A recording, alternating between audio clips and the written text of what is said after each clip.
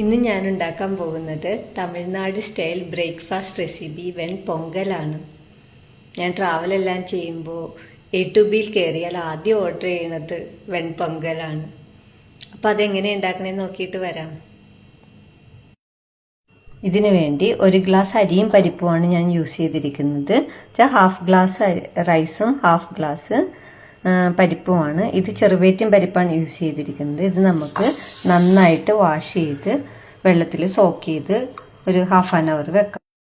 ഇതിനായി നമുക്ക് സോക്ക് ചെയ്ത് വെച്ചിരിക്കുന്ന അരിയും പരിപ്പും നമുക്ക് കുക്കറിലേക്ക് ഇട്ട് കൊടുക്കാം. അതിൻ്റെ ഒപ്പം 1 ഗ്ലാസ് മിൽക്ക്. 1 ഗ്ലാസ് അരിക്ക് 3 കപ്പ് വെള്ളമാണ് ഉള്ളത്. അപ്പം ഞാൻ 1 ഗ്ലാസ് മിൽക്കും 2 ഗ്ലാസ് വെള്ളവുമാണ് ഒഴിക്കുന്നത്.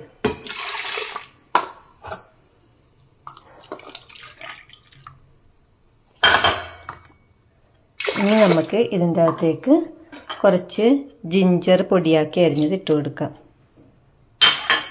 പിന്നെ കുറച്ച് സാദാ ജീരകം, പിന്നെ കുറച്ച് അസഫോയിട്ര പൗഡർ, പിന്നെ കുറച്ച് കല്ലുപ്പ് ഇതിൻ്റെ അകത്തേക്ക് ഇട്ട് കൊടുക്കാം. ഇനി നമുക്ക് അടച്ച് വെച്ച് ഒരു 4 വിസിൽ വന്ന വരെ ഹൈ ഫ്ലെയിമിൽ വേവിക്കാം. എന്നിട്ട് വിസിൽ പോയി കഴിഞ്ഞിട്ട് നമുക്ക് തുറക്കാൻ പാടും. ഇപ്പം പ്രഷറെല്ലാം പോയി അരി നന്നായിട്ട് വെന്തിട്ടുണ്ട്. അല്ലെങ്കിൽ നമുക്ക് ഇത് താളിച്ചെടുക്കാം.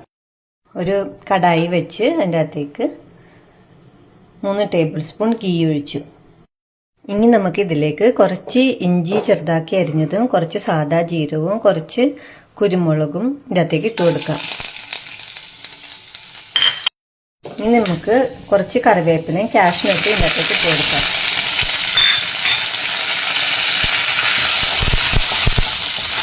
ആ കാഷ്നട്ടിൻ്റെ കളറ് ഒന്ന് ചെറുതായി മാറി തുടങ്ങുമ്പോൾ നമുക്ക് കുറച്ച് അസഫോയിട്ര പൗഡർ ഇട്ട് കൊടുക്കാം.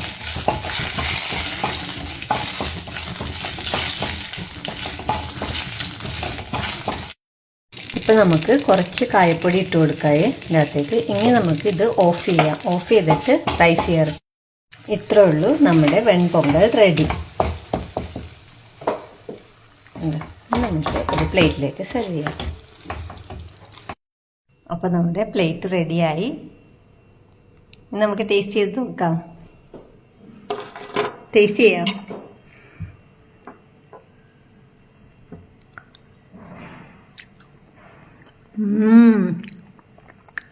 ആ ജീരകത്തിൻ്റെ ടേസ്റ്റും ഗീയും കാഷ്നട്ടും എല്ലാം കൂടി ചേർന്നില്ലേ, മെൽട്ടായി പോണ്. അപ്പോൾ എല്ലാവരും ഉണ്ടാക്കി നോക്കി അഭിപ്രായം പറയാൻ മറക്കല്ലേ. ഓക്കെ, അടുത്ത റെസിപ്പിയുമായി വീണ്ടും കാണാം. ബൈ.